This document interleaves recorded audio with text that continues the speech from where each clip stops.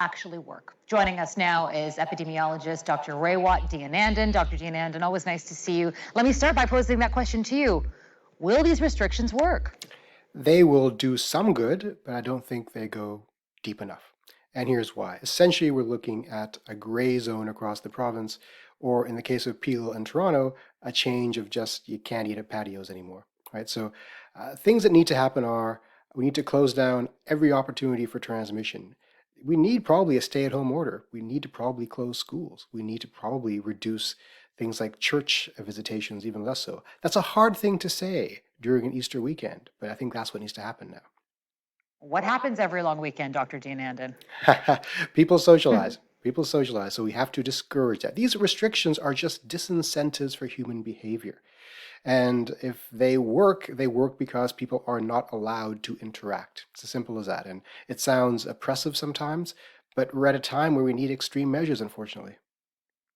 You know, I'm glad you brought up schools because I've been wondering this quite a bit this week. Can we actually get the numbers down to the levels we need without school closures?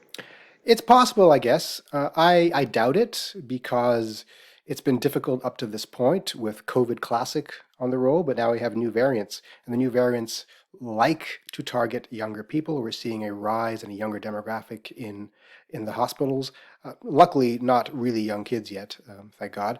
But it may get there, right? So what we need to do, if we can't make class sizes smaller, if we can't deploy better quality masks in classes, if we can't stagger recesses and make kids eat outside, if we can't improve ventilation quality in classrooms and open windows, then we got to close schools temporarily. That's my opinion, unfortunately.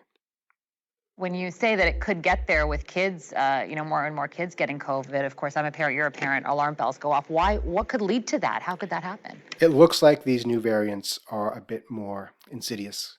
And up to this point, kids have been largely spared from infection and a bad experience with this disease. But these new variants are more insidious, as I said, and they appear to be a lot more dangerous for all demographics, including the young.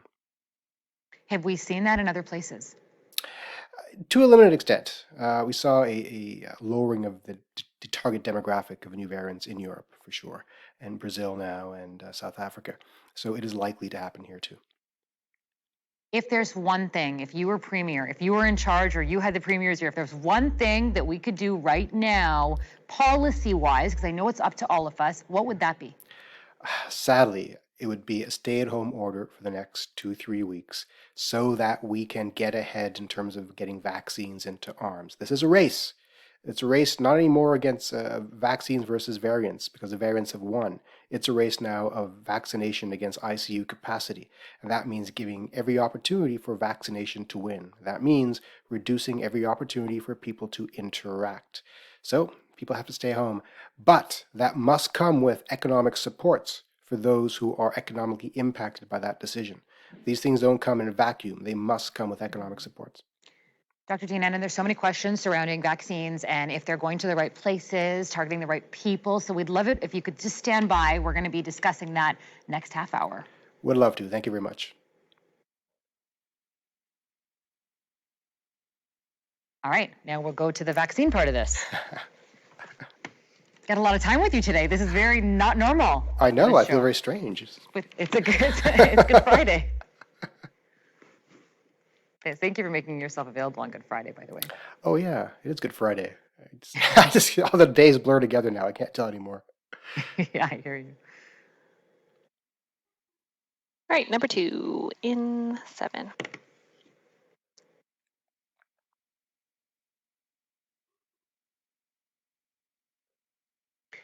We know how to handle COVID-19 and all the measures that we can do as individuals, but things have changed. We now have variants of concern. To dig deeply into this and vaccines, we're joined by epidemiologist Dr. Raywat Deonandan. Thanks for joining us this half hour. I want to start with vaccines. How can we be more strategic on where vaccines are going? We heard yesterday during the modeling that they're not going to the right places, that they need to go to places like perhaps factories and other workplaces where people are really close together. Up to now, it made sense to deploy vaccines by age. So the over 90s first, the over 80s, the over 70s, because those are the people more likely to be hospitalized and most likely to die. So we hardened that population. We've done that now to a large extent, and it no longer makes sense to deploy vaccination by age strata. We have to send it now to the places that are struggling the most geographically and those economic sectors where people are unable to stay home. So that means lower income neighborhoods, probably racialized neighborhoods too. And we do this by postal code. That's probably the easiest thing to do. So focus on those hot zone areas of the province, probably in Toronto and Peel, where the lowest income individuals live, who are unable to stay home, who must take public transit to work, who live in crowded tenements, that sort of thing. Those people are probably also going to be the most likely to be super spreaders. Now, we can also deploy according to occupation. That means probably teachers, right? So if schools are going to stay open, then school workers are essential workers. So we need to harden that population against infection.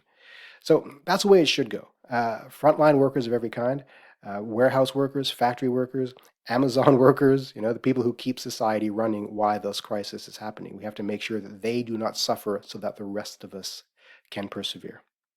And right now, when you talk to ER docs and ICU docs, they are the ones who sadly are suffering. I want to dig deeper into variants of concern because this seems to me like COVID 2.0. Like it's a completely different way in terms of how it's behaving that we're not used to. Can you tell me a bit more about that? What we need to know as we learn more about these VOCs? Yeah, it is kind of like a brand new pandemic. It's still COVID, and the same symptoms will happen, and probably the same types of outcomes, breathing issues, hospitalization, probably, and the kind of death you have is the same kind of horrible situation.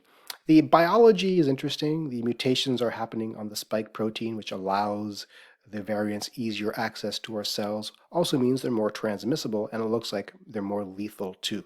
That means you need lesser exposure to achieve infection, lesser duration of exposure to achieve infection. What does that mean for you and me? It means the limited exposures that we've been allowing ourselves are now a little more dangerous. So popping into the grocery store is still fine, but you can't be negligent with your mask usage. A better quality mask is indicated now, and being more diligent in how we wear it. And also being quite diligent in the kinds of exposures, the number of exposures we have day to day. It's more important now than ever.